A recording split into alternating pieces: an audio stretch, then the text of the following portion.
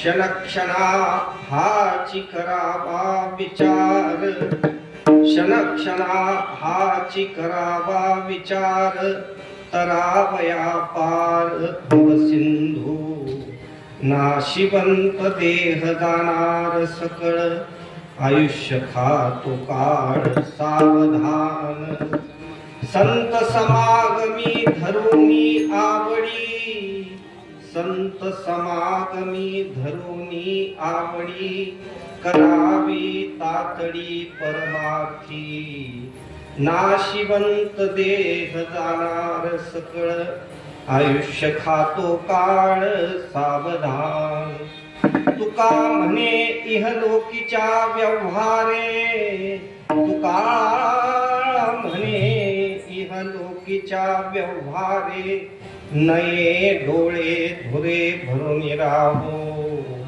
नाशिवंत देह जाणार सकळ, आयुष्य खातो काळ सावधान. विठ्ठल विठ्ठल विठ्ठल विठ्ठल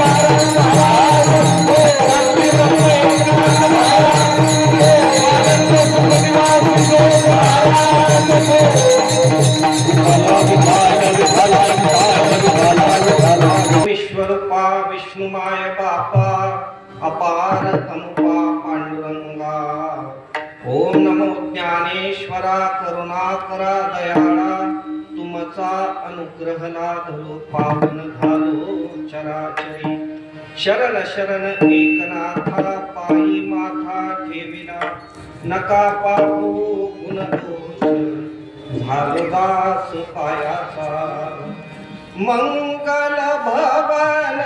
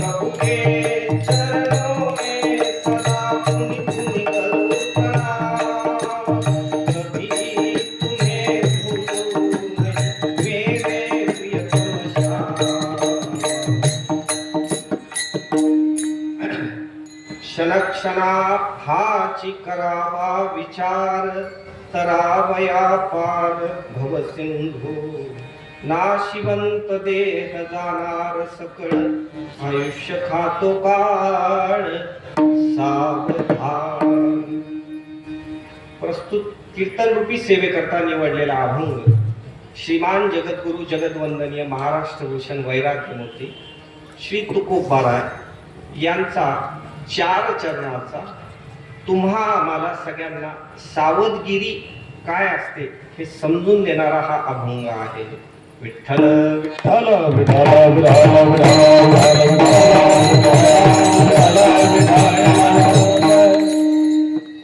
अभंगावर थोडं प्रतिपादन करण्याच्या अगोदर थोडासा परिहार. किम निमित्त ही सेवा आपल्या सगळ्यांना परिचित आहे. सेवा किम निमित्त आहे. वैकुंठवासी परमपूज्य प्रातस्मरणीय हरिभक्तपरायण श्री बाबूरावजी महाराज वाघ यांच्या 9व्या पुण्यस्मरणानिमित्त सालाबाद प्रमाणे होणारा हा उत्सव आणि या उत्सवाअंतर्गतची आजची ही 5व्या दिवसाची सेवा. कधी कधी अनुमान प्रमाणाने काही काही गोष्टी आपल्या लक्षात येतात. जरी आपल्याला प्रत्यक्ष जरी काही गोष्टी माहिती नसत्या तरी एक गोष्ट निश्चित आहे की ज्यांच्या पुण्यस्मरणानिमित्त ही सेवा होते निश्चित त्यांनी त्यांच्या जीवनामध्ये असं काहीतरी पुण्य मिळवलं असेल की त्या पुण्याच्या जोऱ्यावर हा सप्ताह होतोय. विठ्ठल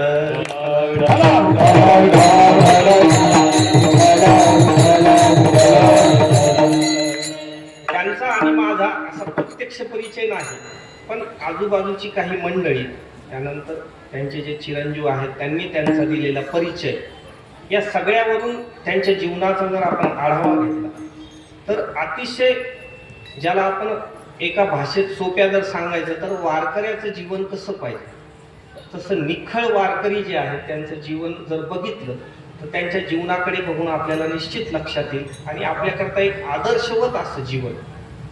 सुरुवातीपासून जे काही त्यांच्या जीवनात घडलेल्या सगळ्या घटना त्यांनी सांगितल्या की कशा कशा प्रकारे त्यांना इकडची आवड होती तिकडे त्यांच्या प्रापंचिक जीवनात जे असेल ते आपल्याला या आपल्या कीर्तनाकरता ते गरजेचं नसतं.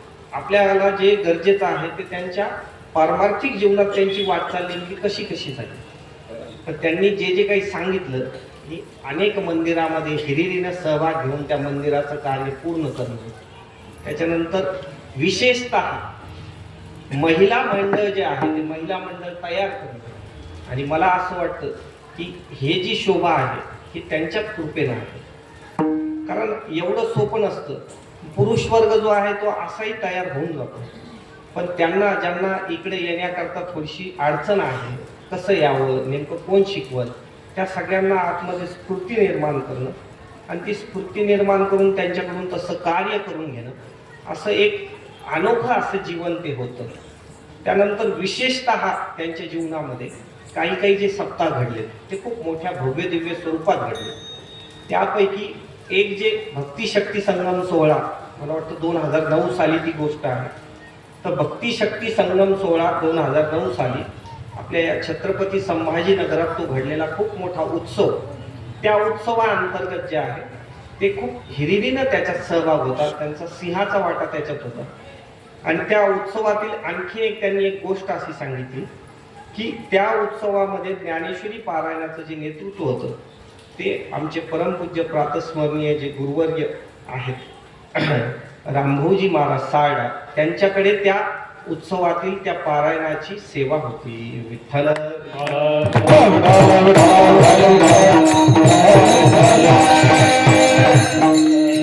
गुरुवर्य आमच्या बाबांचा आणि त्यांचा चांगल्या प्रकारे परिचय होता. त्यांनी मला अनेक गोष्टी सांगितल्या की बऱ्याच जागेवर जे आहे खूप हिरिरीनं प्रत्येक सप्ताहामध्ये सहभाग घेऊन ते धर्मकार्य करून घेणं आणि त्याच्यानंतरही त्यांच्या त्या असण्यामुळे अनेक लोकांना तशी सवय लागली आणि या कार्यामध्ये खूप हिरिरीनं सहभाग घेऊन अनेक मंडळ तयार झालेले.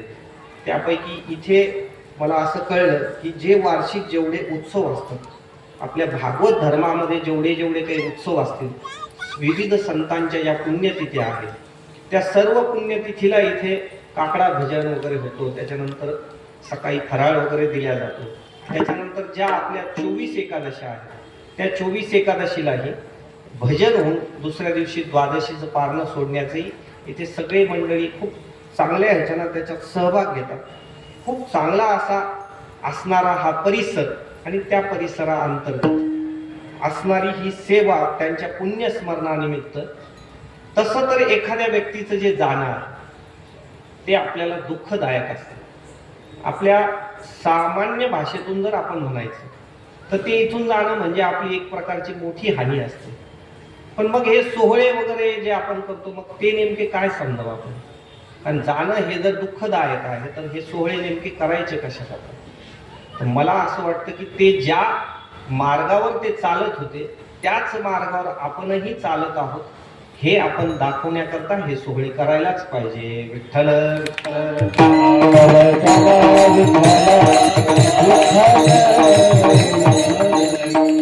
विशेष असा आहे की सर्व संतांच्या पुण्यतिथ्या पर्वकाळ साजरा करणारा हा वर्ग आहे.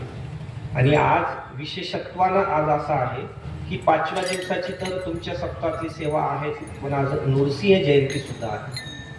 पर्व विशेष भागवत धर्मी 5 जे पर्वकाळ आहेत ते भागवत धर्मामध्ये सांगितलेले आहेत.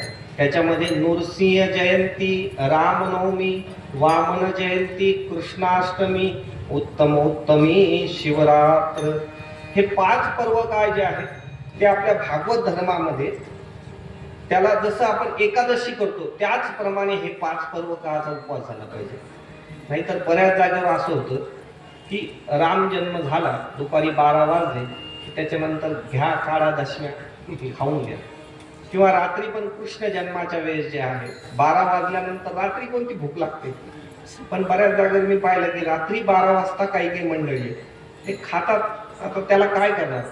पण ज्यांना ही गोष्ट माहिती आहे किंवा आता इथून पुढं तरी लक्षात ठेवा की हे जे 5 पर्वकाळ आहेत, मग आता जर आपण म्हणायला गेलो की तुम्ही ते 2 पर्वकाळ कसे करतात, मग महाशिवरात्रीला उपवास करायची तरी काय करायचं असंही आपण सांगू शकतो. पण आता असं आहे की भगवान महादेवांच्या भक्तीला एवढा वर्ग लागलेला आहे, जर असं आपण काही बोलायला गेलो तर तेच आपल्या मागं लागतील. विठ्ठल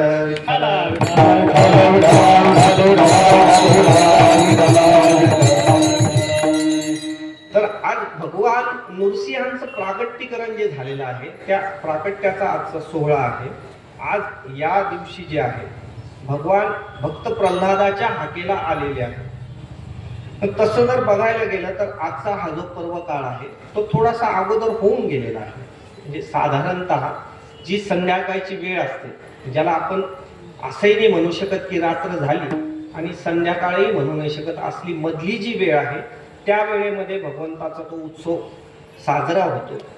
आणि भगवान जे धावून आलेत ते तसं हिरण्यकश्यपूला मारायला आलेत, पण मुख्यत्वाने भगवान प्रल्हादाकरता ते आलेले आहेत. म्हणजे जे भक्त प्रल्हाद आहेत त्यांच्या हाकेला ओ देण्याकरता आलेले आहेत. आणि भगवंताचं ते कार्य बघा की हिरण्यकश्यपूने खूप खडतर अशा प्रकारची तपश्चर्या केली. खडतर तपश्चर्या अशी केली की ब्रह्मदेवाला प्रसन्न करून घेण्याकरता. असं भागवतामध्ये वर्णन आहे की त्यांची जर तपश्चर्या बघितली तर आपल्याला सुद्धा आश्चर्य वाटेल बरं की हिरण्यकश्यपू सारखं सरी आपल्याकडून नामस्मरण घडेल का, असं प्रश्नचिन्ह आपल्यावर निर्माण होतं. की हिरण्यकश्यपूनं 100 वर्ष विना पाण्यात म्हणजे पाणी न पिता ती तपश्चर्या केली. आपल्याला एक दिवस सुद्धा निर्जला एकादशी करणं मुश्किल आहे. 100 वर्ष विना पाण्यानं राहणं, त्याच्यानंतर ते जे काही आहे त्यांचा जो मंत्र असेल ब्रह्मदेवाला प्रसन्न करून घेण्याकरता तो त्यांचा चालू आहे. आणि पूर्ण जे शरीर आहे ते हिरण्यकश्यपूचं पूर्ण लहान लहान ज्या मुंग्या आहेत त्यांनी पूर्ण शरीरावरचं मांस वगैरे सगळं खाऊन टाकलं. आणि त्याच्यानंतर जे आहेत त्याच्यानंतर ब्रह्मदेव प्रसन्न झाले. मग ब्रह्मदेवाने असं सांगितलं की मी तुमच्या या सगळ्या तपश्चर्यावर प्रसन्न आहे, बोला काय पाहिजे. पण आता असं आहे की जरी तपश्चर्या केली पण आतला जो स्वभाव आहे तो तमोगुणीच आहे, तो आसूरच आहे. ते सांगायला आपण तपश्चर्या म्हणतो पण तरी तसं असलं तरी आतली जी गोष्ट आहे ती एवढ्या करताच आहे की ह्या गोष्टीनं आपल्याला नेमकं विनाशकारी शक्ती कशी मिळवते. मग मागितले त्यांनी जे काही वरदान मागायचे. सुरुवातीला सांगितलं मला अमर करा, तर ब्रह्मदेवाने सांगितलं आम्हालाच माप लागलेलं, आम्ही तुम्हाला कसं काय अमर करा, इतर काही मागा, काही द्यायला तयार आहे. आणि ब्रह्मदेवाला माहिती होतं की आपण किती जरी कोणतेही वरदान दिले तर ह्याच्यातून मार्ग काढायला बरोबर भगवान काढते. कारण ते चतुरातु शिरोमणी अतिशय चतुर असे भगवान आहेत ते त्याच्यातून बरोबर मार्ग काढते. मग त्यानं मागायला सुरुवात केली की ब्रह्मदेवा तुमच्या सृष्टीकडून तुमच्याकडून निर्माण होणाऱ्या कोणत्याही प्राण्यापासून मनुष्यापासून माझा वध झाला नाही पाहिजे. अस्त्रापासून नको, शस्त्रापासून नको, सकाळी नको, संध्याकाळी नको, सजीवाकडून नको, निर्जीवाकडून नको. कितीतरी वरदान मागून घेतले म्हणजे एखाद्याला असं वाटलं पाहिजे की या सगळ्या वरदानानं तो जवळजवळ अमरच झाल्यात जमा. या सगळ्या गोष्टीनंतर सुद्धा जे आहे आता भक्त प्रल्हाद जे आहेत त्यांच्याकडे भक्त प्रल्हादांचा जन्म तोपर्यंत झाला. आणि भक्त प्रल्हादांना जे 4 भाऊ आहेत त्या 4 भावापैकी सगळ्यात लहान आहे भक्त प्रल्हाद. आणि छोट्यापणापासूनच ज्याला आपण म्हणावं की गर्भसंस्कार अगोदरच झालेला होता. कयाधू मातेंना जे नारद महर्षींचा जो सहवास लाभलेला त्यामुळे कयाधू मातेंवर अगोदरच झालेले ते सगळे संस्कार. आणि प्रल्हादजी जे आहेत ते लहानपणापासूनच अतिशय सेवाभावी वृत्ती, मोठ्यांचा आदर करणं, त्यानंतर गोसेवा करणं, ब्राह्मणांचा आदर करणं, सगळे जे काही आपल्या प्रजा असतील त्यांच्यामध्ये समतेनं वागणं, हे सगळे दैवी गुण त्यांच्यामध्ये होतेच. पण एवढं सगळं करून सुद्धा जे आहे जसं त्या हिरण्यकश्यपूने असं सांगितलं की गुरुजींकडे तुम्हाला शिक्षा घ्यायला जायचंय, तर ते छंड आणि अमर्कजे नावाचे जे गुरुजी त्यांच्याकडे शिक्षाही घ्यायला गेले. म्हणजे त्यांच्याकडून ते शिक्षण घ्यायचं आणि पुढं राज्यकारभाराला कामाला येतील अशा हिशोबाने हिरण्यकश्यपूने पाठवलं. पण ते त्यांच्याकडे तर शिकायला गेले पण शिकल्यानंतर जे आहे ते त्यांच्याकडे तर काही आसुरी विद्या शिकलेच नाही. बाकी जे असेल ते शिकवतात तेवढं शिकून घ्यायचं. पण आपलं जे आतमधलं आहे ते सगळ्यांना असं सांगायचे की या चराचरामध्ये जे चालवणारा जो एक शक्ती आहे ती भगवंताची शक्ती आहे. मग बऱ्याच वेळा ते लोक म्हणायचे आहो ते राजेसाहेब जे ते इथलचे आपले देव आहेत त्यांना देव म्हणतात. तर ते म्हणायचे ते देव नाहीत, त्यांनाही बनवलेलंच आहे. उलट त्यांनाच मी सांगणार आहे की तुम्ही सुद्धा त्या नारायणाला शरण जा म्हणून. हे सगळं जसं आपण म्हणतो एखाद्या वेळेस थोडीशी शिक्षा व्हावी, शिक्षण कंप्लीट व्हावं आणि इकडे यावं. आल्यानंतर जे आहे हिरण्यकश्यपूने विचारलं बोल बेटा काय शिकलं. शिकल्यानंतर त्यांनी एकच सांगितलं की चराचरामध्ये तो परमात्मा व्याप्त आहे आणि सगळेजण जे आहेत डोळ्यामध्ये एक वेगळ्या प्रकारची धुंदी भरून या संसाराला लागलेले, ह्याचंच मला कौतुक वाटतंय. या सगळ्याला सोडून त्या परमपिता परमात्म्याला शरण जायला पाहिजे असं सांगितल्यानंतर हिरण्यकश्यपूचं डोकंच सटकलं. त्याला असं वाटायला लागलं आपण सोडलं कोणत्या कामाला, झालंय कोणतं. मग शेवटी जे आहे हिरण्यकश्यपूने बरेच प्रयत्न केले की घरातलाच मुलगा वैरी निघाला त्यांना असं वाटायला लागलं कशाला ठेवावं याला, मारून टाकावं म्हणून 2-3 7-8 10 चांगले प्रयत्न केले. अगोदर जे आहे काही शस्त्रधारी जे आहेत ते सैनिक त्यांच्यावर सोडले. त्याच्यानंतर त्यांना हत्तीच्या पायाखाली देण्यात आलं. नंतर साप जे आहेत ते त्यांच्यावर सोडले. खूप वेगवेगळे प्रकार झाले. मोठ्या पहाडावरून त्यांना खाली फेकून दिलं. सगळ्या गोष्टी झाल्या. ते होलिका दहन वगैरे ते सगळा प्रकार आपल्याला माहिती आहे. पण हे सगळं झाल्यानंतर सुद्धा जे आहे हिरण्यकश्यपूच्या लक्षात आलं की आता काही हे आपल्या हातातली केस नाही. पण शेवटी हिरण्यकश्यपूने थोडं रागारागानं विचारलं की आता मी स्वतः तुला मारणार आहे, आता तुला वाचवायला कोण येणार? त्यावेळेस प्रल्हादजींनी सांगितलं की परमात्मा श्रीहरी चराचरामध्ये आहे, कणाकणामध्ये व्याप्त आहे. ते बरोबर जर त्यांना वाटलं की मला वाचवावं तरही येतील, त्यांना वाटलं नाही आता अध्याय संपून टाकावं तर नाही येणार. तुमच्या हस्ते जर माझं लिहिलं असेल तर त्याला मी काय करणार? पण जर भगवंताच्या मनात आलं तर ते भगवानच आहेत, प्रत्येकाला वाचवणारे, प्रत्येकाला मारणारेही भगवान आहेत, प्रत्येकाला वाचवणारेही भगवान आहेत. मारने वाला है भगवान, बचाने वाला है भगवान, मारने वाला है भगवान, बचाने वाला है भगवान, मारने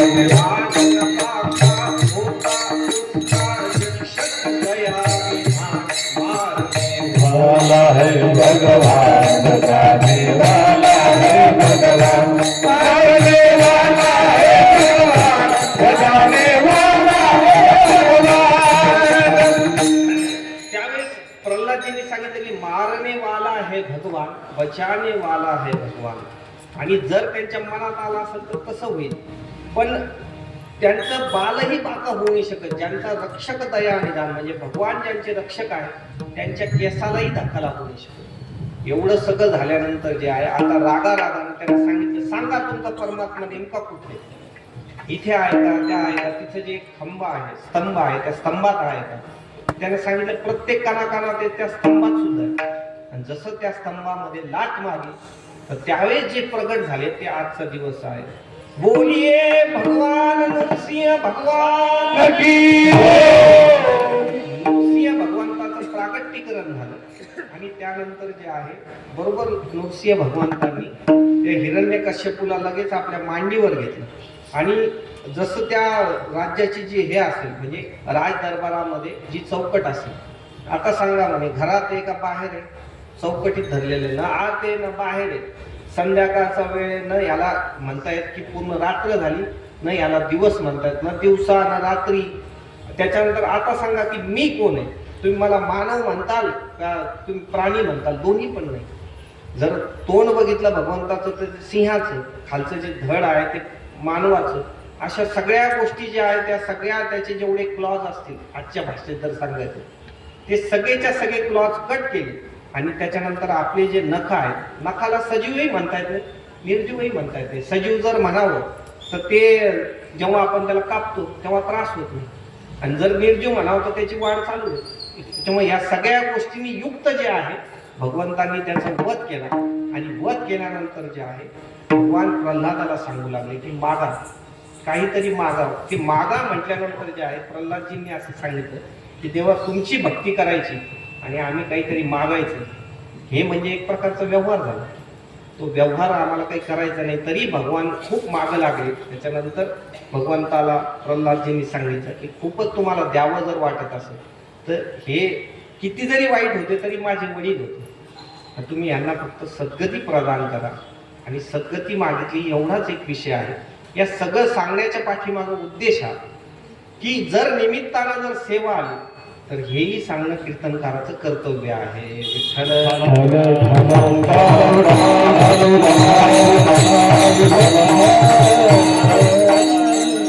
जे आहे आता आपण आपल्या अभंगाकडे बघूया. भगवंताचं प्रागट्यकरण तुम्हाला सांगितलं. आता आपला जो मूळ अभंग आहे, आज जो आपण कीर्तनाकरता घेतलेला अभंग आहे, क्षणक्षणा हाची करावा विचार, तरावया पार भवसिंधू. मानवी जीवनात आल्यानंतर प्रत्येकाची जी ओढ आहे, प्रत्येकाची जी धाव आहे ती सुखप्राप्ती करता आहे. कोणत्याही माणसाला जर आपण विचारलं की का रे बाबा सकाळपासून संध्याकाळपर्यंत काय मरमर चालली, कशा करता चालली, तो सांगाल हे मिळवायचंय ते मिळवायचंय ते मिळवायचंय. पण त्याच्या अंती त्याच्यानं काय होणार शेवट, तर प्रत्येकाचं एकच उत्तर असेल की ते जर मला मिळालं तर मला सुखाची प्राप्ती होईल. म्हणजे प्रत्येकाची जी धाव आहे ती सुखाकरताच चाललेली आहे. पण जर आपण याच्यावर प्राणी वर्ग जर बघितला किंवा मानव वर्ग जर बघितला तर तो तेवढ्यानं नेमका सुखी होतोय का नाही होते हे काही आपल्याला सांगता येणार नाही. म्हणजे पूर्णतः तो सुखी झालेला आहे का नाही हे आपल्याला कुणालाच ठामपणे सांगता येणार नाही. विठ्ठल विठ्ठल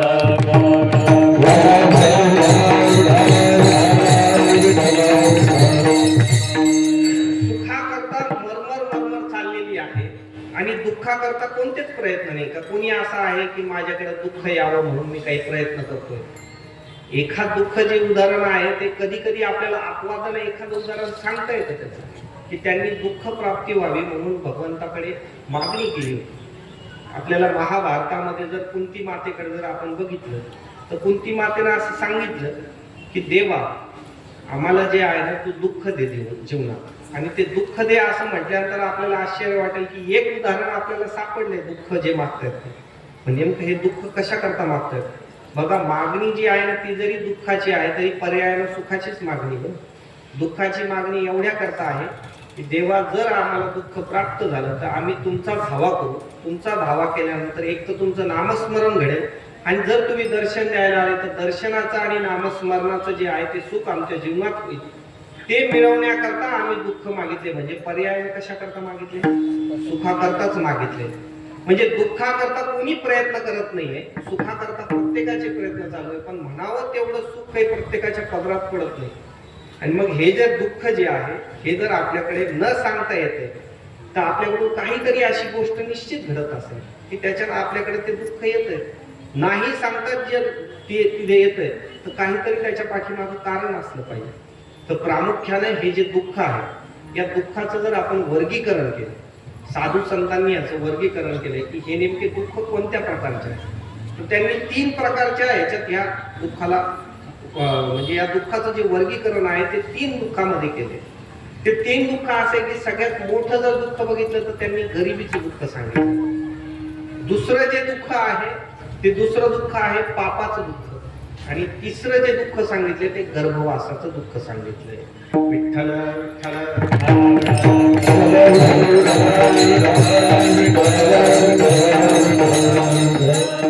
हे गरिबीचं जे दुःख आहे हेही अनेक लोकांकडे आपण बघतो की अनेकदा जे आहे गरीब लोकांकडे बघितल्यानंतर रामायणामध्ये सुद्धा आहे. नाही तरी त्रस दुःख जग माही संत मिलन सम सुख जग नाही. गरिबीचं जे दुःख आहे त्याच्यासारखं दुसरं दुःखच नाही. त्याचं कारण त्या गरीबाकडे जे आहे सगळेजण दुर्लक्ष करतात. कोणी जर आपण विचारलं सहज का हो ते तुमचे पाहुणे नाही ते दुरून लागते ते कोणते का कारण गरीब आहे. आणि जर एखादा श्रीमंत असला तर पार उकरून नातं काढते. ते तुम्हाला माहिती का कोण आहेत ते आमचे काही नाही ते असं नातं सांगते ते आमच्या भाऊजाईचे, त्यांचे दिराचे, त्यांच्या ननंदेचे, चुलत भावाचे कोणी असे काहीतरी नातं दूरच काढते. कारण काय माहिती का त्या श्रीमंत माणसाला कोणी सहज ओळख देत. पण गरिबीचं जे दुःख आहे ते एक तर तो स्वतः त्या अपेक्षित आहेच पण इतरांकडून होणारं जे दुर्लक्ष तेही त्याला आहे त्याच्या जीवनामध्ये. दुसरं जे दुःख आहे ते पापाचं दुःख आहे. पापाचं दुःख असं असतं की कधी कधी आपल्या जीवनामध्ये एखादा प्रतिकूल भोग होतो. आपल्याला लक्षात येत नाही की नेमकं काय आपल्याकडून असं घडलं की आपल्या जीवनात हा भोग निर्माण झाला. आपण सहज बोलता बोलता सुद्धा असं म्हणतो काय माहिती आपल्याकडून काय पाप घडलं असं की माझ्या नशिबाला असं आपण सहज म्हणतो ना. नाहीतर एखादी चांगली गोष्ट घडल्यानंतरही आपल्याकडे असा सहज संवाद आहे की काहीतरी आपली मागची पुण्याई असेल बरं त्याच्यानं असं घडलेलं. म्हणजे जर दुःख आलं तर आपण सरळ काय म्हणतो मागचं काहीतरी पाप आहे त्याच्यामुळे हे दुःख वाटायला आलेलं आहे. म्हणजे एक दुःख आहे गरिबीचं, एक दुःख आहे ते पापामुळे आपल्याला भोगायला मिळतं. आणि तिसरं दुःख जे आहे ते गर्भवासाचं दुःख आहे. आता हे गर्भवासाचं जे दुःख आहे ना हे आपल्या तुम्हा आम्हाला सगळ्यांनाच आहे. जर गरिबीचं दुःख बघितलं तर प्रत्येकालाच आहे असं काही नाही. एखादा त्याच्यातून सुटूनही जातो. पापाचंही दुःख प्रत्येकाच्याच वाटायला असं काही नाही. एखादा पुण्यात्मा जन्माला येतो त्याच्याकडे ते नसतं, पापाचं दुःख नसतं, गरिबीचंही दुःख नसतं. सुरुवातीपासून जे आहे एखादा घरंदाज श्रीमंत असतो, 7-8-10 पिढ्यांपासून चांगली श्रीमंती असेल असं एखादं घराणं असतं आणि एखादा पुण्यवानही जन्माला येतो. पण हे जे गर्भवासाचं दुःख आहे हे त्या श्रीमंतालाही भोगायचंय, त्या पुण्यवानालाही भोगायचंय. याच्यातून जे सुटलेले ते फक्त ज्ञानी संत महात्मे आहेत. विठ्ठल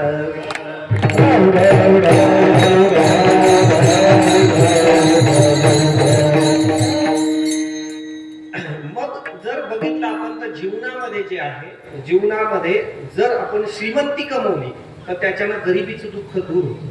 जर पुण्य कमवलं तर त्याच्यानं पापाचं दुःख दूर होतं.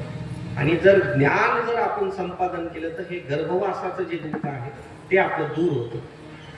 ते श्रीमंती जे गरिबीचं दुःख आहे तेही जन्माला आल्यामुळेच आहे. जे पापाचं दुःख आहे तेही जन्माला आल्यामुळे, म्हणजे गर्भवासामुळे ते वरचे दोन दुःख आहेत. मग गर्भवास चुकवणं हे शहाण्याचं काम आहे. आणि मग शहाण्या माणसानं काय करायला पाहिजे की ते जे दुःख आहे ते गरिबीचं दुःख जर दूर केलं तर आपली एका जन्माची अडचण दूर होते. जर आपण पुण्य जे आहे ते कमवलं तर आपली एका कल्पाची अडचण दूर होते.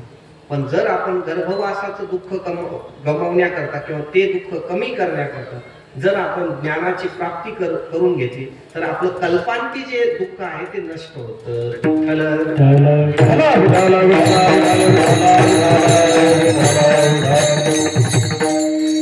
मग हे जे ज्ञान मिळवायचंय, हे ज्ञान नेमकं मिळवायचं कसं? गर्भवासाचं जर दुःख आपल्याला बाजूला करायचं तर ते ज्ञानानं ते दुःख बाजूला होतं. हे ज्ञानाची प्राप्ती नेमकी कशी करायची? तर ज्ञान प्राप्ती करण्याकरता जे साधन आहे ते विचार आहे किंवा विवेक आहे. आपण विवेकानं ज्ञानाची प्राप्ती करू शकतो. त्याला बोली भाषेत विचार म्हणतात. म्हणजे विचार जर आपण केला नाही तर त्या विचाराला हे दुःख निश्चित दूर होऊ शकतं. मग या ज्या प्रस्तुत अभंगामध्ये आहे, प्रस्तुत अभंगामध्ये आपल्याला जी तुकोबाराय जे आहे ते विचार करायला सांगतात. ते अभंगाच्या पहिल्याच्या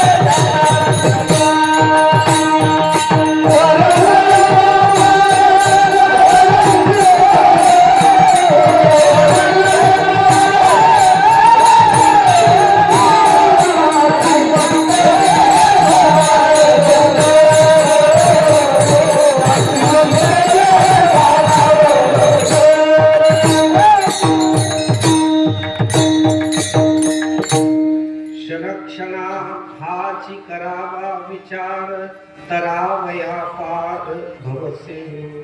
श्री तुकोबाराय या प्रस्तुत चरणामधून आपल्याला विचार करायला सांगतात. विचार काय करा? क्षणक्षणा हाची करावा विचार. विचार अजून आता द्वितीय चरणामध्ये, पण कशा करता करा? तरावया पार भवसिंधू.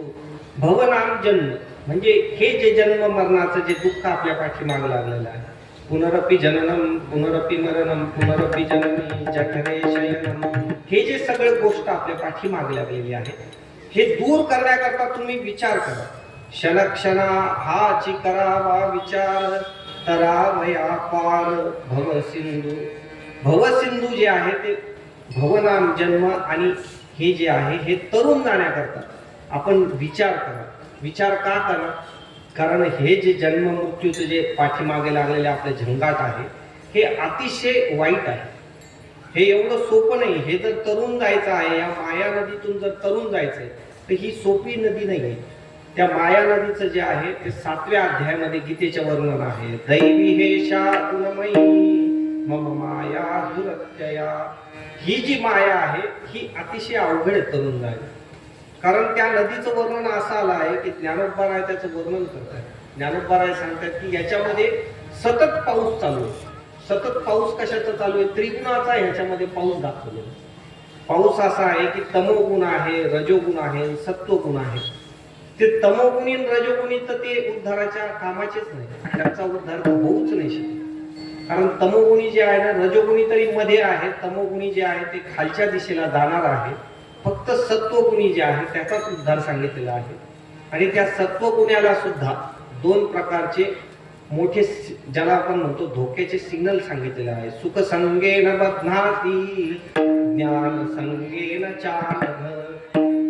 जर त्या सत्वगुणामध्ये सुद्धा दोन धोक्याचे सिग्नल आहे असे की मी सुखी मी ज्ञानी असा जर अहंकार झाला त्याचा, तर त्या अहंकारानं सुद्धा तिथं मोठे धोक्याचे सिग्नल सांगितलेले आहेत. आणि ही जी नदी आहे याच्यामध्ये महापूर येतात, हे एक रूपक केलेले आहे त्याच्यामध्ये. ह्याच्यामध्ये मोहाचं जे आहे ते महापूर सांगितलेले. आणि मग या मोहात कोण अडकलेलं नाही? मोहात जे ते प्रत्येकाची रामायणामध्ये उल्लेख आहे की मोह सकल व्याधीन कर मूला. म्हणजे मोह जे आहे या सगळ्या गोष्टीला जे आहे उत्पन्न करणार आहे. म्हणजे आपल्याला संसारात अडकवणार जर काही असेल तर ते मोह आहे. आणि त्या मोहाची गोष्ट अशी आहे की चांगल्या चांगल्याला ते सुटत नाही. एखाद्या वेळेस जर एखाद्या आजोबा जर काही पूजा वगैरे करत असेल आणि जर एखादा छोटा नातू जर खेळत खेळत आला, जर तो जर बोबड्या आवाजात म्हणला बाबा बाबा मला घ्या, तर बऱ्याच वेळा ते बाजूला देव सारले जातात. अरे त्याला घ्यावं लागेल. काही लोक असं सांगतात की अहो कीर्तनाला आलो असतो आम्ही, पण ते लहान लेकर आहेत ना ते आमच्याच अंगावर आहेत. म्हणजे हे काय झालं, ज्या गोष्टीतून आता सुटायचंय ते सुटायचं शक्यच होत नाही. प्रत्येक गोष्टीचा मोह आहे. किती गोष्टीचा मोह आहे. आपण सगळ्या गोष्टीला माझं माझं जे म्हणणं आहे तो सगळा मोहाचाच प्रकार आहे. माझी दुकान, माझं घर, माझे मुलं, या सगळ्या गोष्टी मोहाच्याच आहेत. अहो ज्याला हे माझं म्हणतात ह्या तरी गोष्टी ठीक आहेत, पण काही लोक म्हणतात माझं पुत्र. आता माझं पुत्र आहे का कुत्रीचं पुत्र आहे? कोणाचं पुत्र आहे? कुत्रीचं पुत्र आहे ना. माझं कसं काय म्हणता तुम्ही त्याला? काही लोक म्हणतात आमचं पुत्र आहे. आमचं नाही बाबा, ते कुत्रीचं पुत्र आहे. या गोष्टी ज्या आहे, एक गोष्टी ज्या आहे, हा भवनदी जी आहे ती खूप मोठी सांगितलेली आहे. आणि मग या भवनदीतून जर तरुण जायचं आहे तर हे तरुण जाण्याकरता आपल्याला भगवंताची शरणागती करावी लागते. ती जी भगवंताची शरणागती आहे ती शरणागती करण्याकरता तुम्ही अगोदर हा विचार तर करा की कोणता की आपण ह्याच्यात अटकलेलो आहे, आपण ह्याच्यामध्ये मध्ये ट्रॅप झालेलो आहे. विठ्ठल विठ्ठल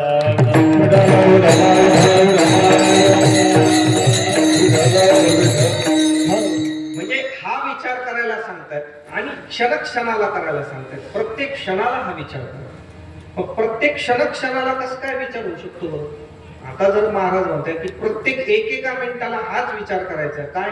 तरावया पार भव सिंधू, यामधून तरुण कसं जायचं? मग हे तरुण जायचं हाच जर विचार आपण जर 24 तास करायला लागलो, मग बाकीचे उद्योग करायचे कधी? त्याचा अर्थ जो आहे ना असा शब्दशः नाही घ्यायला पाहिजे. शब्दशः जर एखाद्याचा अर्थ घेतला तर त्याच्यातून चुकीचे काही अर्थ निघतो. ते काय झालं, दवाखान्यामध्ये महिला गेली आणि त्या आपल्या पतीला घेऊन गेली. त्याच्यानंतर त्या पतीला सांगितलं, त्या डॉक्टरांनी तपासल्यानंतर ते म्हणले बाहेर बसा, मी गोळ्या देतो. त्या बायकोकडे दिल्या गोळ्या, असं सांगितलं. काय करा म्हणे, या गोळ्याला कुटून द्या त्यांना. आता तिने घरी आला त्या नवऱ्यालाच कुटलं. आता कशाला कुटून द्या सांगितलं होतं? गोळ्या कुटून द्या सांगितलं, नवऱ्याला कुटायला तुम्ही सांगितलं. त्याच्यानंतर 2-4 दिवसानं घरातली म्हातारी जी ती आजारी पडली. त्या म्हातारीला नेलं. मग त्याला काय केलं, ते एक औषध दिलं आणि औषध सांगितलं हे औषध जे म्हातारीला हलवून द्या. आणि ती घरी आली आणि म्हातारीला घोळणीत टाकली आणि म्हातारीला हलवून ते औषध दिलं. म्हणजे शब्दशः जर आपण त्याचा अर्थ घ्यायला गेलो तर ते अर्थ वेगवेगळे दिसतात. पण हे जे क्षणाची करावा विचार हे एवढ्याकरता सांगितलेलं आहे. ह्याच्याकरता तुम्हाला एक दृष्टांत सांगतो. त्या दृष्टांतावरून तुमच्या लक्षात येईल की हा विचार क्षणाला का करायला पाहिजे. एका जेलमध्ये एक 10-20 कैदी होते, बऱ्याच दिवसाचे होते. आणि त्या कैद्याला त्यांच्या सगळ्या वागणुकीला बघून तो जेलर अतिशय खुश झाला. आणि त्या जेलरनं असं सांगितलं की तुमच्या सगळ्याची वागणूक बघून मी खुश आहे, तुम्हाला काय पाहिजे ते मागा. तर आतमधले जे कैदी सगळ्यांनी वेगवेगळं मागितलं. कोणी सांगितलं इथं गादीच नाही म्हणे बरोबर, इथं गादीच पाहिजे झोपायला, ते जे आणखून ते बरोबर नाही. कोणी काय मागितलं, कोणी सांगितलं लई दिवस झाले सिगरेटच नाही पिलो, सिगरेट डब्बी भेटली चांगलं होईल. कोणी जेवण मागायला लागलं. सगळ्यांनी वेगवेगळं सांगितलं. पण त्याच्यामधला जो एक कैदी त्यांना असं सांगितलं की जेलर साहेब जर खरंच तुम्ही माझ्यावर खुश आहे तर मला इथून सोडा, ह्याच्यातून बाजूला काढा. म्हणजे हा जो विचार आहे तो कैदी केव्हा करायला लागला, तो आतमध्ये जेव्हापासून आला असेल तिथं तेव्हापासून त्याला बोचायला लागलं की नेमकं आपण इथं आतमध्ये का आलेलो. जेव्हा केव्हा एखादी अशी संधी निर्माण होईल तर आपल्याला बाहेर निघता येईल का नाही हा विचार त्याच्या मनात होता, तेव्हा त्याला तो सांगता आला. तसं तुकोबारांचं म्हणणं आहे की क्षणाक्षणाला हा विचार करा की या माया नदीतून कसं तरायला जायचं, म्हणजे आतमध्ये त्याची जाणीव नित्य राहू द्या. त्याचा अर्थ क्षणक्षणा करा. विठ्ठल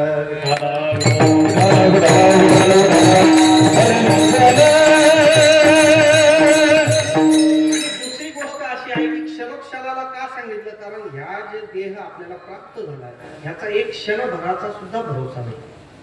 हे केव्हा काय होईल हे सांगताच येत नाही.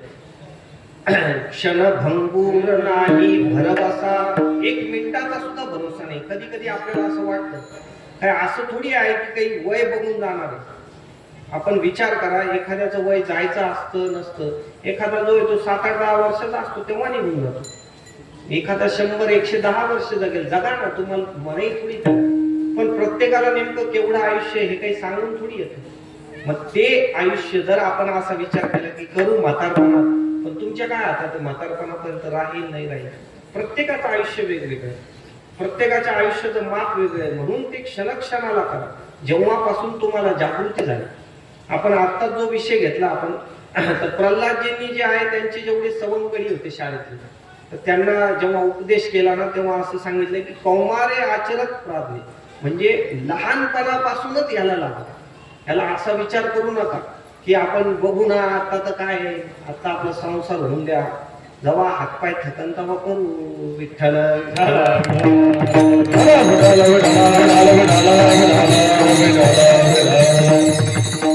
हातपाय थकल्यानंतर तर राम राम सुद्धा बरोबर नाही म्हणते. मग ते आपलं ते तोंडातले दात बी नसते, ते आपलं आले लांब लांब लांब, मग ते भगवान आहे म्हणतो मी लांबच आहे. आता तू एवढ्या दिवस काही आमचा विचारच केला नाही. म्हणून क्षणोक्षणा करा. क्षणोक्षणा हाची करावा विचार, करावया पार भव सिंधू. विचार जे आहे, विचार करणं हे मानवी जीवनातलं कामच आहे. मानवी जीवन हे विचारणीयच आहे. विचारात कोण नाही करत विचार. तुम्ही आम्ही सगळेजण विचार करतो. मग तुकोबारायला सगळ्यांनी सांगितलं की तुकोबाराय आम्ही विचार करतो, पण नेमका कोणता विचार करावा हे काही आम्हाला माहितच नाही. आमच्या डोक्यात नानाविध विचार चालू आहेत. काय काय विचार करतील लोक त्याचा काही नियमच नाही. कोणी काही विचार करू शकतं, कोणी काही विचार करू शकतं. एक गृहस्थ जे आहेत आमचे बाबा सांगत असतात विनोदाने, त्यांच्याकडे आला आणि आल्यानंतर त्यांना असं सांगितलं की म्हणे बाबा मला असं वाटतं की हे जे लोक लई विचार करतात ना, म्हणे लई डोकं लावतात ना, त्यांचेच केस गळ, त्यांना पुढं चालून टक्कल पडत. आम्हाला असं डोक्यात विचार येतोय. बाबांनी त्याचं ऐकलं तेवढं. त्याच्यानंतर परत एकदा त्याने सांगितलं म्हणे बाबा मला असं वाटतं की ज्याचे सगळे केस शाबूत राहत असेल मग ते काहीच विचार नाही करतात, ते काही बिनडोक आहे का? हा कोणता विचार आहे? ह्याच्यातून काय मिळवायचे नाही? असे कितीतरी विचार आहे. असे कीर्तनकार मंडळी विनोदाला सांगत असतात की एक जणाला जे आहे आपल्या रोज वाट्यावर बसायचं, वाट्यावर बसल्यानंतर समोरून एक म्हैस चालत. त्या म्हशीचे शिंग जे ते असे गोल शिंग होते आणि ते दोन्ही असे वर्तुळाकार तिथपर्यंत आलेले होते. मग या माणसाचा रोज असा विचार चालायचा की समजा जर आपण या म्हशीच्या मध्ये जर आपलं मुंडकं घातलं तर हे नेमकं आपण पलीकडे बाहेर निघू का मध्ये अटकू, हा त्याचा नित्याचा विचार. जवळजवळ असं विचार करा की तुम्ही 2-4 महिने हा विचार त्यानं रोज केला आणि एक दिवशी जे ते विचाराला उठला. आता उठल्यानंतर त्यानं ते सरळ आपण गेला आणि त्या म्हशीत मुंडकं अटकवलं. ते म्हसाड जे त्याला काही दिसाल त्यानं ते पहिले निर्बुद्ध प्राणी, त्यानं जे पकडलं त्याला तर पूर्ण जेवढं गाव असेल तेवढा फेरफटका इकडं तिकडं काट्यात कुंपणात सगळीकडे अटकला. पूर्ण रक्तबंबाळ झाला. रक्तबंबाळ झाल्यानंतर कसं तरी लोकांनी सोडवलं आणि सोडवल्यानंतर बाजूला केलं. लोक 2-4 असतेच असे, अरे म्हणे भल्या माणसा काही विचार, तू म्हणे विचारात सांगू नका बरं, मी अख्ख्या चातुर्मास सगळेच विचार केले. आता कीर्तनकार मंडळी जे ना हे विनोदाना दृष्टांत सांगतात, पण हे जरी असलं तर याच्या पाठीमागचं गमक सांगतो मी तुम्हाला. हे आहे त्या म्हशीचं मी तुम्हाला सांगतो, पण आपलंही असंच झालं. आपण सुद्धा जे आपण सगळा विचार करून करून हे चांगलंय का ते चांगलंय का असं करून जे संसारात मुंडकं घातलेलं आहे, ते आता आपल्याला किती वेळ कुठं कुठं फरफटते, कोणी आपल्याला सोडवायला सुद्धा रिकामा नाही. अशा अर्थाचा हा विचार आहे. विठ्ठल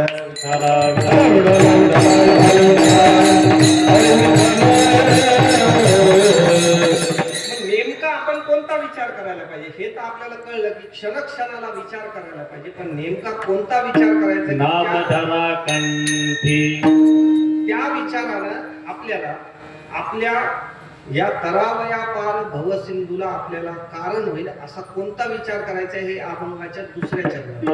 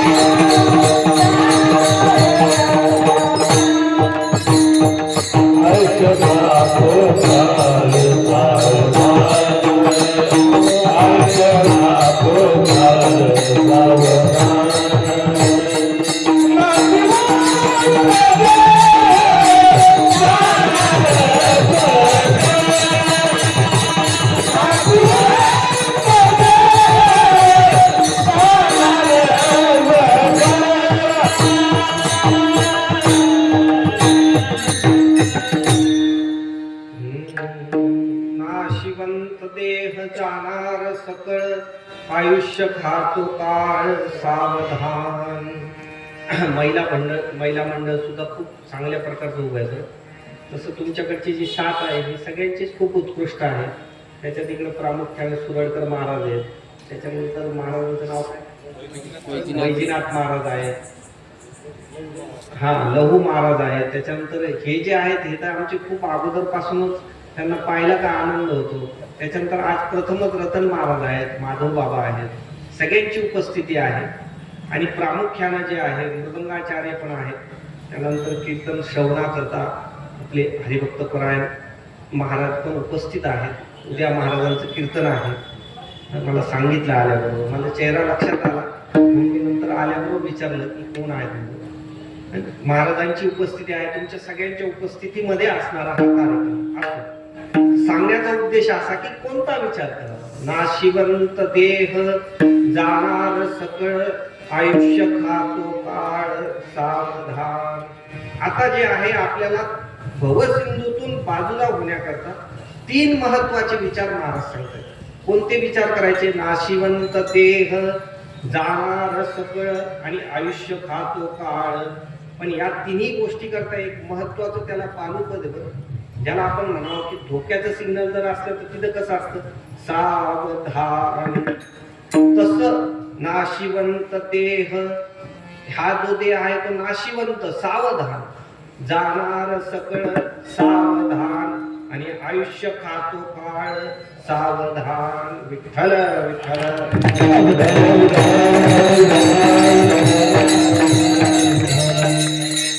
तसं तुम्हाला आम्हाला सुद्धा या सावधान या शब्दाची जे बऱ्याच वेळा आपल्याला माहिती, बरं हे सावधान शब्द कुठं आहे आपल्याला सुद्धा बऱ्याच लोकांना अनुभव असतो की आपण हे जे म्हणतो सावधान, ह्या गोष्टी जर मी अशाच सांगितल्या की लगेच लक्षात येतं हे सावधान कुठलंच आहे. जर मी तुम्हाला सांगितलं हे असे 2 हात आहेत, वर लिहिलेले 440 व्होल्ट आणि खाली सावधान, म्हणजे समजून घ्यायचं तिथं धोक्याचं सिग्नल आहे. तसंच इथं सुद्धा महाराज जे आहेत तो पुढचा धोका टळावा म्हणून सांगतात सावधान. आणि ते स्वतः का सांगतात? कारण ते स्वतः सावध आहे. ते आपल्या अभंगातच सांगतात, सावध झालो हरीच्या आलो जागरला. म्हणजे महाराज स्वतः सावध आहेत म्हणून तो तुम्हाला आम्हाला सांगतायत की सावधान. का सावधान? का नाशिवंत देह, हा जो देह आहे हा नाशिवंत आहे. हा तुम्हाला जो मिळालेला देह आहे, ज्याच्यामध्ये आपलं रात्रंदिवस याच्याकरता खटाटोप चाललेला आहे, त्या देहाच्याच अंगाला अनेकशी गोष्ट आहेत ते आपण नित्यानं करतो. वेगवेगळ्या ज्या गोष्टी, ते देह चांगला राहावा त्याच्याकरता सकाळपासून संध्याकाळपर्यंत या देहाची आपण किती शुश्रूषा करतो. दिवसातून 3-3, 4-4 वेळा आंघोळी करणार लोक आहेत. किती त्याला आहे ते वेगवेगळा साबण आहे, कुठं डोक्याचा साबण आहे, कुठं तोंडाचं साबण आहे, कुठं पायाला वेगळं, कुठं हाताला वेगळं, सगळ्या या गोष्टी आहेत. पण एवढं लक्षात ठेवा, सावधान नाशिवंत देह आहे. या देहाच्या पाठीमागे जे ते नाश लागले आणि शास्त्रकार वर्णन करतात की या देहाच्या पाठीमागे 3 जे नाश आहेत ते लागलेले. ते 3 नाश असे आहेत की एक तर आश्रय नाश आहे, परता नाश आहे किंवा स्वभावता नाश आहे.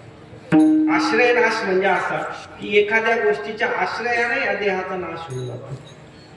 कधी कधी जे आहे, एखाद्या गाडीत आपण बसलो आणि ती गाडी जर पुढे बिनधास्त आपण राहिलो, त्या ड्रायव्हरला जर पुढे नेऊन ठोकून दिली आणि त्याच्यामध्ये जर एखादा मृत्यू झाला, तर हे कशामुळे झालं? त्या गाडीचा आश्रय होता.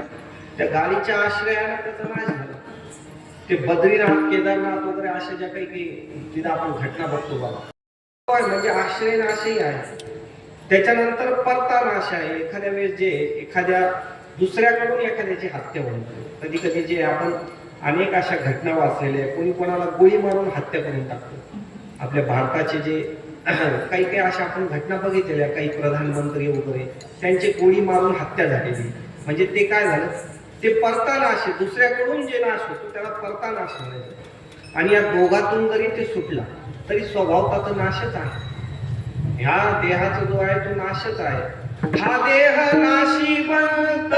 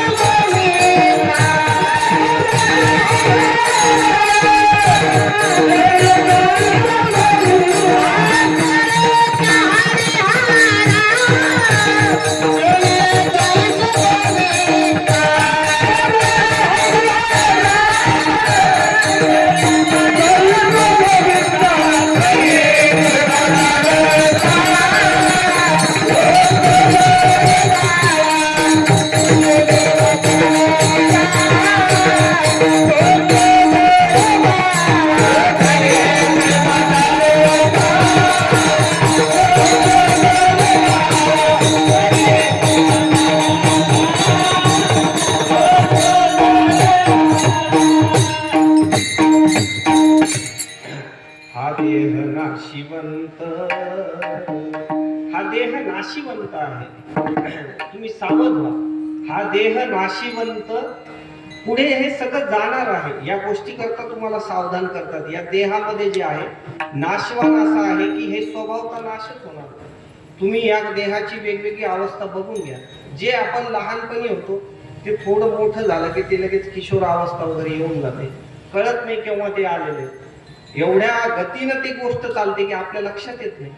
तिथून पुढे तरुण वर्ग जे आहे, तरुण वर्गात एक वेगळाच खुमारी असते अंगात. त्यावेळेस तर ते कळतच नाही. तो नेमका जो आहे तो चालताना त्याची हाईट वगैरे वेगळी असते. तो असं सरळ चालत सुद्धा नाही. तुम्ही बघा, खूप जर अशा आयटीत चालणारे जे तरुण आहेत ना, ते जर ओळखायचे असेल तर त्यांच्या बोटाच्या नखाकडे बघायचं. ते नख बरेचसे तुटलेले असतात. कारण टाईट कार्यक्रम एकदम. आता पाहू नका कोणी कोणाच्या नखाकडे. फक्त हा सांगण्याचं तात्पर्य एवढं की ती वेगवेगळी गोष्ट आहे, ती त्या काळात ती पुढे पुढे चाललेली. या देहाला जे आहे ते स्वभावता नाश लागलेलाच आहे. असं जे त्या देहाची अवस्था अशी असते की केव्हा तरुण अवस्था आली, केव्हा तो थोडा थोडा पुढे वृद्धत्वाकडे धकायला लागला ते कळत सुद्धा नाही. चांगल्या स्वच्छ दिसणाऱ्या डोळ्याला चष्मा कधी लागला लक्षात येतो. आणि त्या चष्म्याचा मोतीबिंदू कधी निर्माण झाला तेही त्याच्या लक्षात येत नाही. विठ्ठल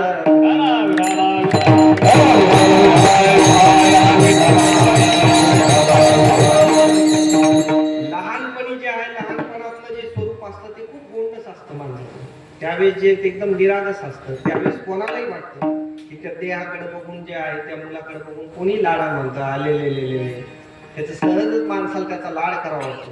काही एखादं 60-70 वर्षाचं म्हातारा असलं तर त्याला लोक म्हणतात का आलेले बाबा.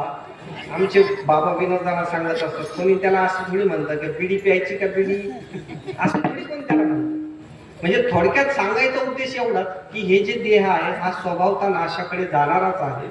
बरं, स्वभावता नाशाकडे जाणारा तर आहेच आहे, पण या देहामध्ये आतमधलं मटेरियल जे आहे ते सुद्धा काही चांगलं नाही. कृमी कीटकांचा सांधा, आतमधल्या सगळे जेवढे पार्ट आहेत हे तर तुम्ही विचार करून घ्या की वरती जे आहे याची ज्याला म्हणतो पॅकिंग चांगली आहे. आतमध्ये जर एखाद्या वेळेस कुठं जर काही झालं, एखाद्याला जर काही जखम झाली त्याच्यामध्ये जर ते त्याला काय म्हणतो आपण पू जर झालं तर माणूस म्हणतं का ये इकडे ये, बघतो त्याच्याकडे जरा. चांगला घरातला माणूस असला तरी लोक दुरून पाहतात त्याच्याकडे, त्याच्यावर काहीतरी लावतो का, कारण जे आहे ते आपल्याला माहिती आहे ते सगळं आतमध्ये घाणेरडा कार्यक्रम आहे. ते जे आहे ते सगळ्याच्या सगळ्या गोष्टी ज्या आहे अमंगळ तिचा बांधला, सगळं अमंगळ गोष्ट आहे त्याच्यामध्ये. पण तरी आपण या देहाला जे एवढं भुलून बसलेलं आहे की एवढं भुललेलं की आपल्याला लक्षातच येत नाही की आपण रात्रंदिवस या ज्या गोष्टी करतो आहे या देहाची अवस्था नेमकी अशी आहे. एक परमपूज्य प्रातस्मरणीय राजेंद्रदासजी महाराज आहेत, राजेश्वरानंदजी महाराज आहेत, त्यांनी एक रचित पद आहे. त्या रचित पदामध्ये ते त्या देहाकरता सांगतात की नेमकं हा जो देह आहे याच्यामध्ये आपण नेमकं कसं आटकून गेलो, आपल्याला मायेनं नेमकं कसं आटकून टाकलं. माया तेरी बहुत कठिन है राम, माया तेरी बहुत कठिन है राम,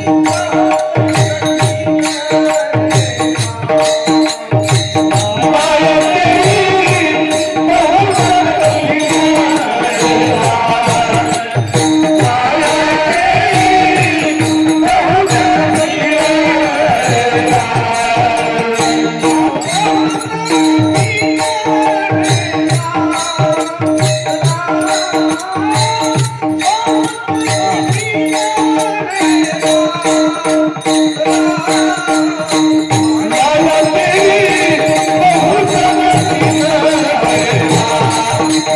माया तेरी बहुत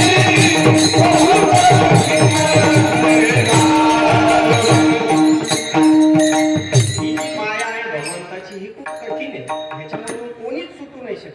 बरेच चांगल्या ऋषी मुनींना जे आहे, ऋषी मुनींना सुद्धा त्या सगळ्या गोष्टीचं आकर्षण होऊन जातं. खूप वैराग्याला गोष्टी सोडलेल्या असतात, पण ते सुद्धा एखाद्या गोष्टीत अडकून जातात.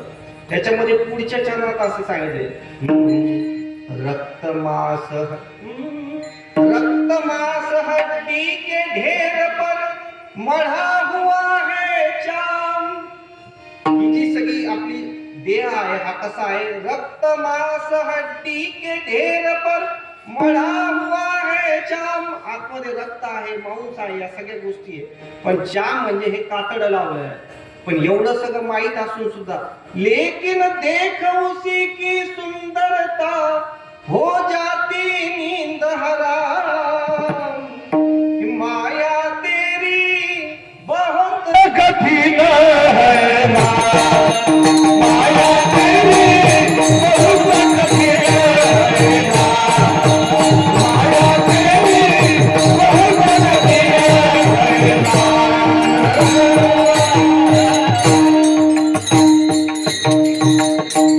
चांगले सावध होत नाही. आपण एखाद्याच्या मृत्यूला जातो, तिथं आपण सगळं त्यांना त्या स्मशानभूमीत जातो, नित्यानं पाहतो, कधी तो मेला कधी हा मेला. आपल्या समोर कितीतरी लोक गेले, लहानपणापासून आतापर्यंत कितीतरी लोकांना आपण पोचून आलेले. कोणाचे 10 जेव, कोणाचे 12 जेव, पण त्याच्यातून सावध कुठं होतो माणूस. रोज जे आहे मृत्यू देखता है औरों की रोज सवेरे शाम, लेकिन भवन बनाता ऐसे जैसे हरदम यहाँ का. माया तेरी बहुत कठिन है राम.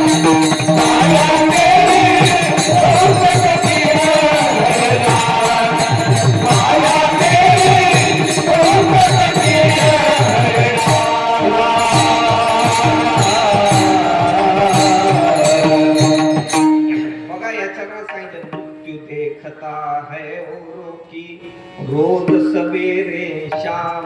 रोज बघतोय, लेकिन आपलं जर घर बनवायचं असलं तर लेकिन भवन बनाता ऐसे जैसे हरदम यहाँ मुकाम. घराचं बांधकाम काही काही लोकांचं 5-5, 10-10 वर्ष चालतं. इकडून असं पाहिजे, तिकडून तसं पाहिजे, जसं काय आपलं परमनंट मुक्काम आहे. एक 5-50 वर्षाचा मुक्काम नाहीये. त्या 5-50 वर्षाच्या मुक्कामात किती कुठाने इकडून काढ तिकडून काढतो म्हणतो. यावर्षी असा पिल्याने, प्लॅन शब्द सुद्धा नीट नाही, पिल्याने. पण तुम्ही विचार करा, तो शब्द सुद्धा नीट येत नाही. पण किती किती मोठ्या गोष्टी. म्हणून ह्याच्यातून सावधान व्हा असं तुकोबाराय सांगतात. का? कारण हे जे आहे या शरीराला माप लागलेले, नाशिवंत देह, आणि ह्या देहाच्या अंगानं ज्या ज्या गोष्टी मिळालेल्या आहेत, जाणार सकळ. काय काय जाणार? सगळंच जाणार. जे काही तुम्हाला मिळालंय ते तारुण्य अवस्था जाणार आहे, तुमची किशोर अवस्था जाणार आहे, बाल्यावस्था जाणार आहे. त्या शरीराच्या अंगानं ज्या ज्या काही गोष्टी तुम्ही उभारल्या, घर आहे, दार आहे, ते एक तर घर जे आहे ते आपल्या समोर तरी पडून जाईल, नाहीतर आपण तरी त्या घराला सोडून जाणार. या दोन्ही गोष्टी ज्या आहेत त्या लक्षात ठेवा. जर बायको केलेली असली तर ती बायको तरी आपल्याला सोडून जाणार नाही, तर आपण तरी बायकोला सोडून जाणार. म्हणजे जाणार सकळ. आणि पुढं असं आहे की तुमच्या आयुष्याला गणित लागले. आयुष्य खातो काळ सावधान, घडी घडी काळ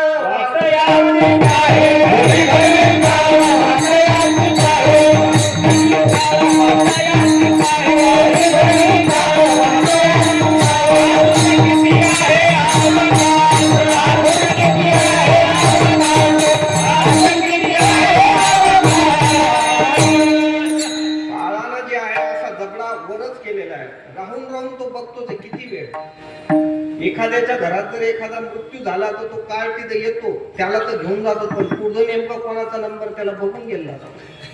एवढीच गोष्ट सांगत नाही म्हणून बरं आहे. हे तर लोक त्याला रोज म्हणले आता तो हा नंबर आहे बघ, ते सांगून गेलं. ह्या ज्या गोष्टी आहेत ते फक्त आपल्याला माहिती नाही म्हणून आपण बेसावध आहोत. आणि त्या बेसावध अवस्थेला सांगतायत सावधान. लक्षात ठेवा की आता हे जे आहे आयुष्य खातो काळ सावधान. या आयुष्याला गणित लागलेले. या आयुष्याचा असं विषय की काही सांगता येत नाही, कोणाचा कधी नंबर लागेल काही असं ठरलेलं नाहीये. नाहीतर असं काही आहे की 100 वर्षावाला पहिले जातो, 97 वर्षावाला जातो, काही नाही. काही काही लोक तर असं सांगतात. एखाद्या घरात जर आपण गेलो, दुसरे सगळे जर गेले आणि एखादा वयोवृद्ध जर असला तर तो आपला सांगतो माई चिठ्ठी पुढे हरवली काय माहिती. म्हणजे कोणताच नंबरशील कार्यक्रम नाही, कोणाचा कधी नंबर लागतो. कोण दिवस येईल कैसा नाही देहाचा भरोसा, नाही देहाचा भरोसा,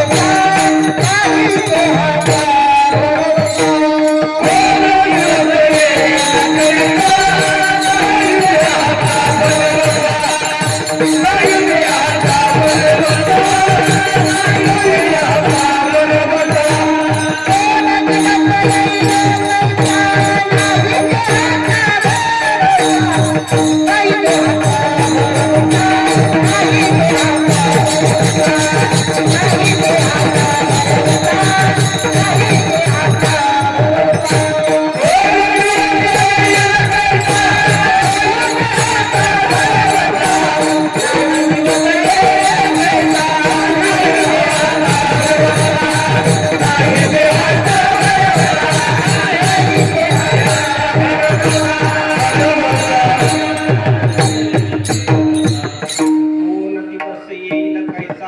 नाही देहाचा भरवसा.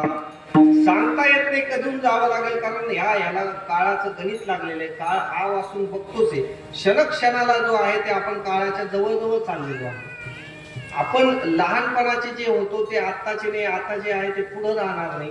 एवढं जे आहे हे तरी सांगणं थोडंसं कमीपणाचं होईल. तुम्हाला अजून सांगतो की मंडपात प्रवेश जेव्हा आपण केला तेव्हापासून आत्ता तेवढ्यात सुद्धा जे आहे आयुष्य खातो काळ सावधान, तेवढ्यात सुद्धा आव असलेलंच. जे मंडपात प्रवेश केलं ते इकडं मंडपातून बाहेर जाईपर्यंत सुद्धा आपला जो काळ आहे तो पुढं सरकतोय. लक्षात काय येत नाही. कारण जसे कधी काय होतं माहिती का, खूप जर वेगाने एखादी गोष्ट फिरत असली तर ती लक्षात येत नाही, असं विज्ञानाचा नियम आहे. जसे ही पृथ्वी आहे, ही पृथ्वी काय आहे? कायम स्वतः भोवती फिरते आणि स्वतः भोवती फिरता फिरता सूर्याभोवती फिरते. का आपल्याला असं कधी दिसलं आता आंबे इथं ठेवलं ना आता इथं दिसलं का नाही? कारण ते सगळं सोबत फिरतंय म्हणून बरं आहे, नाही तर आपलं डोकंच फिरलं असतं. या गोष्टी ज्या आहे ह्या अशा असल्यामुळे आपल्याला लक्षात येत नाही. एवढ्याच गोष्टी लक्षात ठेवा की आयुष्य खातो काळ सावधान. पण महाराज या सगळ्या गोष्टी आम्हाला कळतात, आम्हाला विचार करायलाही कळतो, पण हा विचार काही आमच्या बुद्धीनं होत नाही ना. आमच्या बुद्धीमध्ये सगळे दुसरे कचरे भरलेले आहेत. मग नेमका हा असा चांगला विचार कोणाच्या संगतीत होईल हे तुम्ही सांगा तर महाराज तिसरे संत समागमे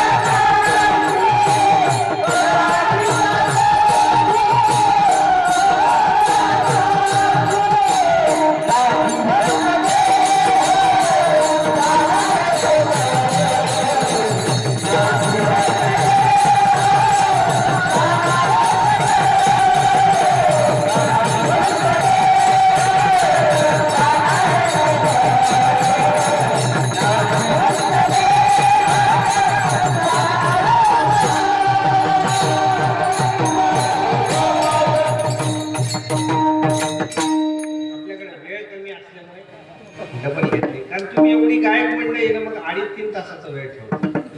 तेवढी लोकांची जर तयारी असली तर मग तेवढा वेळ करत जाऊ. असो संत समागमी धरूनी आवडी करावी तातडी परमार्थी. हा जो विचार आहे आपल्याला विचार करायला सांगितले. कोणते विचार करायचे? 3 विचार आहेत. नाशिवंत देह जाणारा सकळ आयुष्य खातो काळ सावधान. हा विचार कशा करता करायचा आहे? तरावया पार भव सिंधू. हाच विचार क्षणाक्षणाला करायचा आहे. पण हा विचार काही आपल्या डोक्याला करायचा नाही. हा कोणाकडून करून घ्यायचा आहे किंवा कोणाच्या सानिध्यात करायचा आहे? तर संत समागमामध्ये हा विचार करायचा आहे. संत समागमी धरूनी आवडी म्हणजे आपल्या जीवनामध्ये सगळ्यात जर काही आवड पाहिजे तर सत्संगाची आवड. संत संगती एवढी आवडली पाहिजे की कधी आपल्याला जर एखाद्या वेळेस जर संधी मिळाली तर आपण तिथे जाऊन बसायला पाहिजे. कथा आहे, कीर्तन आहे, प्रवचन आहे.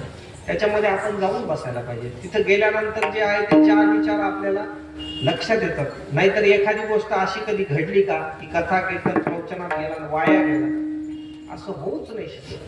त्याचं कारण जे काही चांगले विचार मिळायचं ठिकाण आहे ते तिथं आहे, किंवा प्रत्यक्ष एखाद्या संतांच्या संगतीत जाऊन तो विचार करायला पाहिजे. संत समागमी धरुणी आवडी, कारण तिथं जर गेलो आपण तरच आपल्या जीवनामध्ये ज्ञानाची प्राप्ती होणार आहे. आणि त्या ज्ञान प्राप्ती करता जे विवेक मिळणार आहे किंवा जे विचार करण्याची जी शक्ती आहे ती त्यांच्याच सानिध्यात मिळणार आहे. बिनु सत्संग विवेक न होई, बिनु सत्संग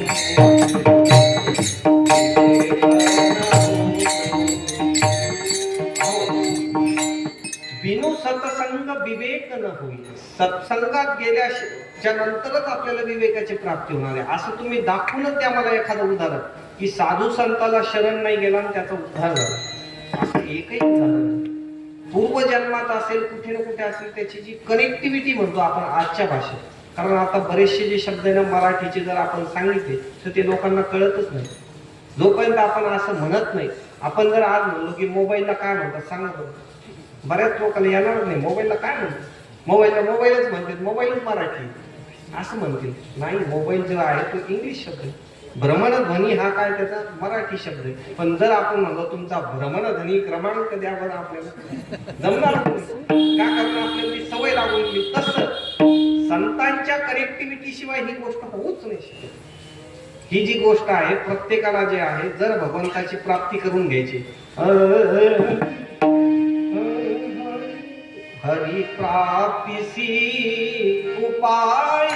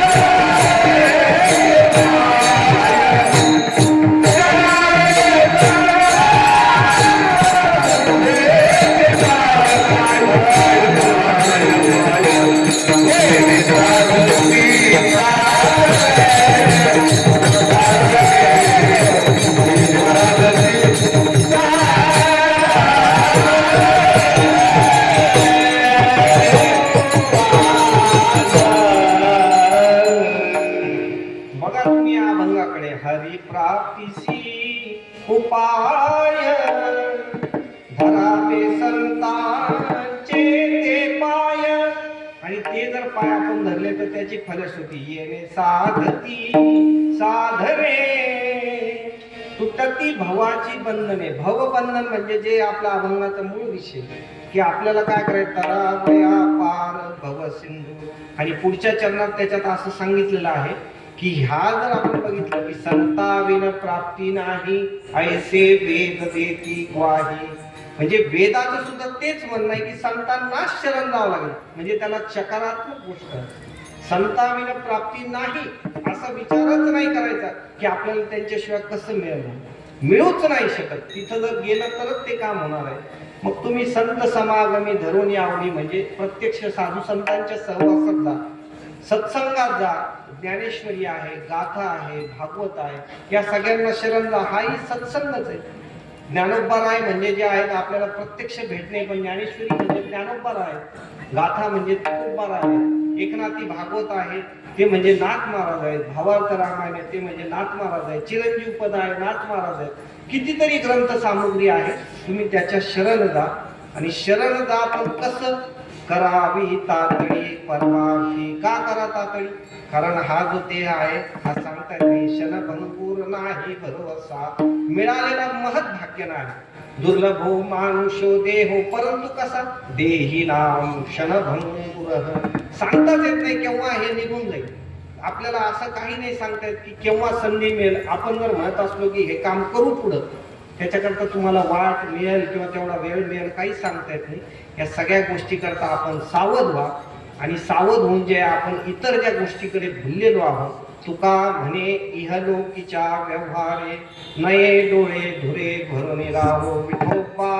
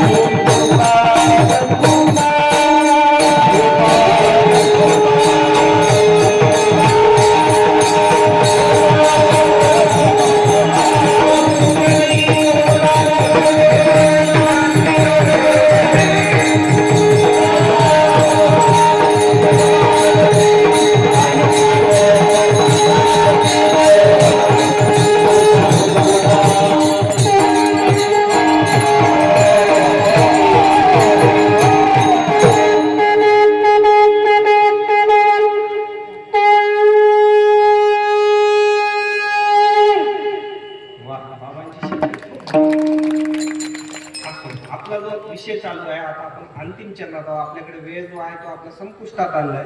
एक 5 ते 10 मिनिटांमध्ये आपण सेवेला पूर्ण विराम देऊन आहोत. तुका म्हणे इहलोकीच्या व्यवहारे नये डोळे धुरे भरवणे राहो.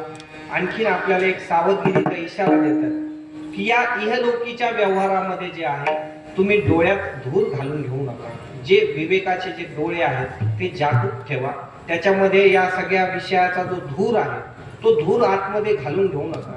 हे जे पंचविषय आहेत या पंचविषयामध्ये जो आपण सगळा जो समाज भुललेला आहे तो तिकडे भुलू नका. इहलोकीच्या व्यवहारामध्ये कितीतरी व्यवहार आहे. प्रत्येक व्यवहाराची वेगवेगळी धुंद जी आहे ती आपल्याला चढू देऊ नका.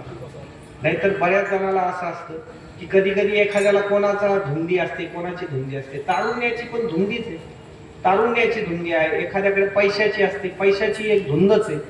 त्या वेगवेगळ्या प्रकारच्या ज्या धुंदी आहेत त्याच्यामध्ये आपण धुंद न होता तुका म्हणे इहलोकीच्या व्यवहारे नये डोळे धुरे भरवणे राव. हा जो धूर आहे हा डोळ्यामध्ये घालून घेऊ नका, आणि विवेकाचे जे डोळे आहेत ते जागृत ठेवा.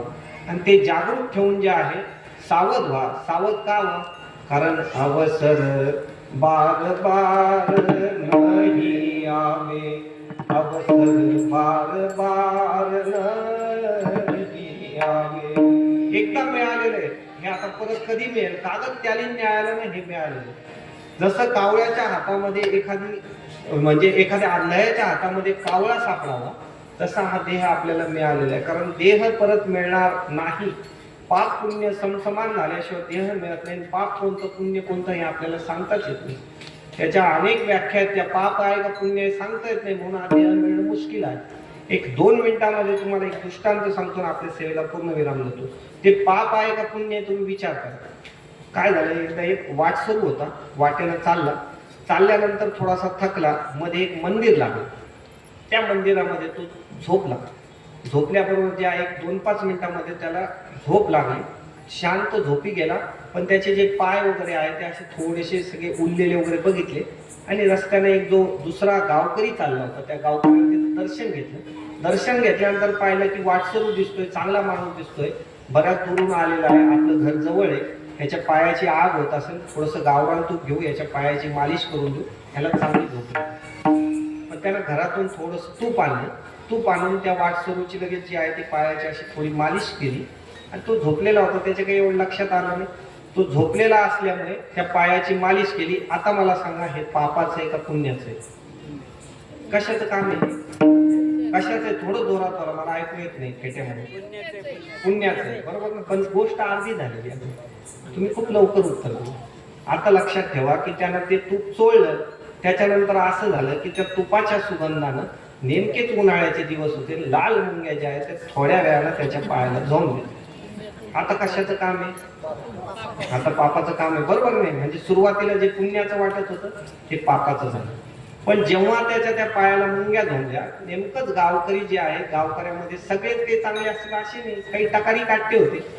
ते नेमकं तिकडून चालले, ते हातात ऊस घेऊन इकडं तिकडं शेंड्या त्याच्या टाकायच्या आणि बऱ्याच लोकांना सवय असते मंदिरात तिकडे घाण करायची. बसले तिथं. बसल्यानंतर त्यानं विचार केला की हा झोपलेला दिसतोय, ह्याच्या अंगावर टाकलं तर काय बिघडणार आहे? आता टकारीचपणा अंगात काहीतरी जिरवायची असते, तुम्हाला नाही म्हणून तारुण्याचा मध असतो. मग त्यांनी ते आपला ऊस खायचा आणि ते चिवट्या ज्या त्या अशा पायाजवळ कुठंतरी असे फेकून मारायचे. आता हे कशाचं काम आहे? कशाचं? पापाचं काम. आताही तुम्ही मध्येच बोललेत, अजून थोडी गोष्ट बाकी. ज्या लाल मुंग्या त्याच्या पायाला झोंबल्या होत्या, त्या मुंग्याने तिथलची वाट काढली आणि त्या ज्या ऊसाच्या चिवट्या होत्या त्याला त्यांनी त्या मुंग्याला पकडलं. म्हणजे त्या मुंग्यांनी काय केली? वाट बदलली. आता कशाचं काम आहे? म्हणजे पापही आपल्याला कळत नाही, पुण्यही आपल्याला कळत नाही, फक्त कर्म करणं आपल्या हातात आहे. ते नेमकं समसमान कधी होईल माहित नाही, किती दिवसाने होईल माहित नाही, पण मिळालंय आता मिळालं तर सावध व्हा. सावध होऊन त्याला लागा की आता परत आपल्याला नरदेह कधी प्राप्त होईल कधी नाही माहित नाही, पण याच नरदेहामध्ये जर आपण असं सावध झालो तर आपण त्या भवनतेतून निश्चित तरुण जाऊ. हा असा आत्मविश्वास प्रगट करून आपण सेवेला पूर्ण विराम देऊ. ज्ञानेश्वर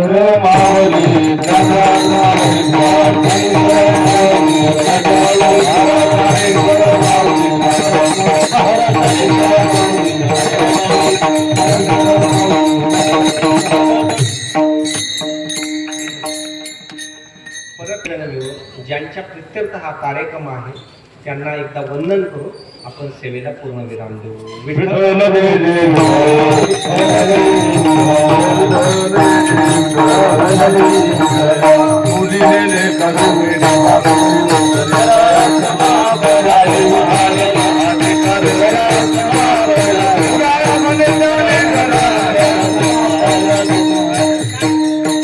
नामदेव तुका